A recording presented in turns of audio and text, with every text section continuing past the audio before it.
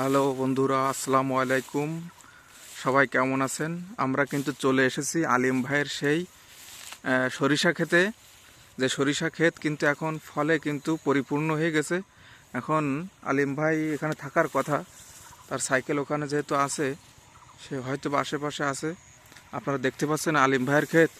এখন আলিম ভাইকে একটু খুঁজে দেখি। আলিম ভাই আছেন?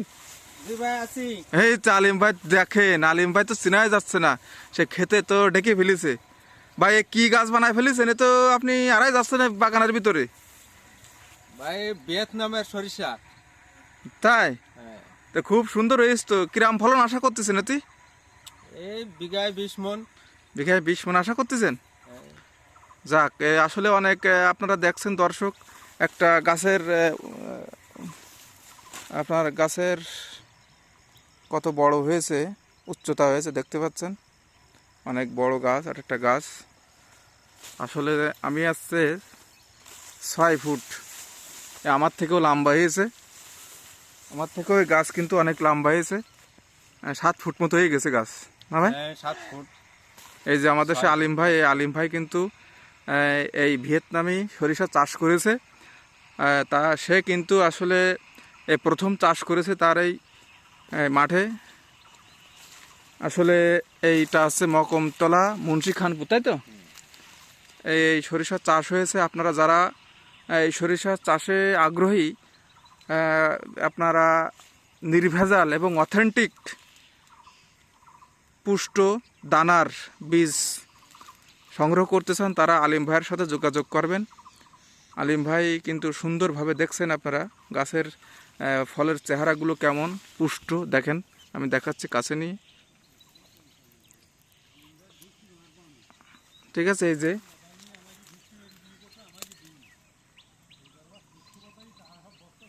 সরিষা কিন্তু দারুণ সরিষা হয়েছে।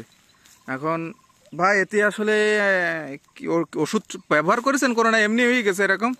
না ভাই, ওষুধ ব্যবহার করা। ওষুধ ব্যবহার করেছেন, তাই তো? কি ওষুধ ব্যবহার করেছেন এতে নাম বলতে পারবেন?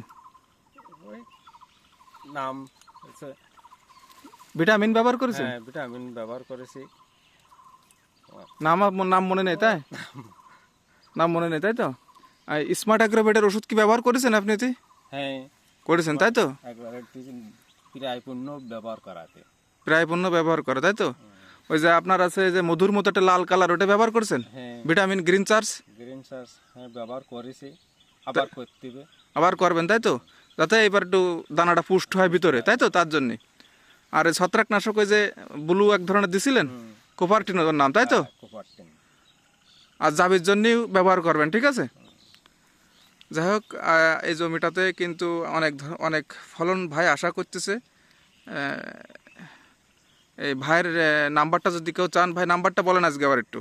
01721341485। এই নাম্বারে যোগাযোগ করে কিন্তু আপনারা ভাইয়ের শস্য ক্ষেত দেখে আপনারা শস্য আর বীজ সংগ্রহ করতে পারবেন, এবং এই বীজ কিন্তু নির্ভেজাল হবে, অথেন্টিক। এটাতে কোনো মনে করেন কিছুই পাবেন না। আপনারা আপনাদের পছন্দ অনুযায়ী বীজ কিনে নিয়ে যাবেন বা সংগ্রহ করে নিয়ে যাবেন। আসলে দেখেন আপনারা আসলে কত সুন্দর এই ক্ষেত, অনেক বড় ক্ষেত। ভাই কিন্তু শুরু করেছে এই মাঠে। হ্যাঁ, আমি আপনাদের একটু হালকা দেখানোর চেষ্টা করলাম।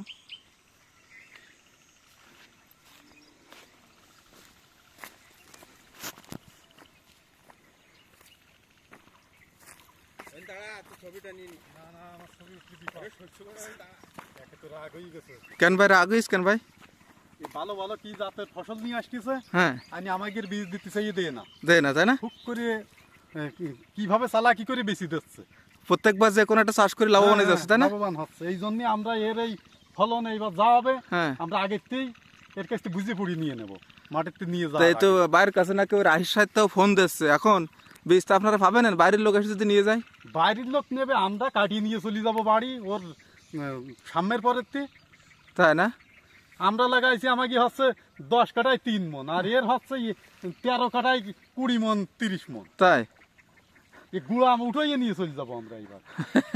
যাই হোক, আপনারাও লাগাবেন হ্যাঁ এই বীজ নিয়ে নাকি? হ্যাঁ, এইবার আশায় আছি সামনের পরেই লাগাবো। লাগাবো, ঠিক আছে, ধন্যবাদ।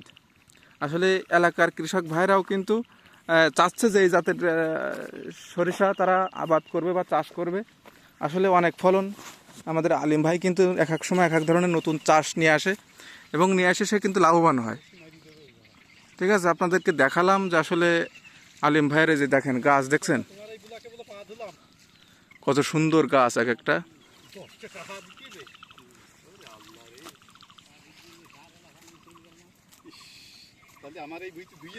আমাদের আলিম ভাই কিন্তু গাছের আড়ালে দেখেন সবসময় থাকতেছে, তার গাছ কিন্তু ঢেকে নিচ্ছে।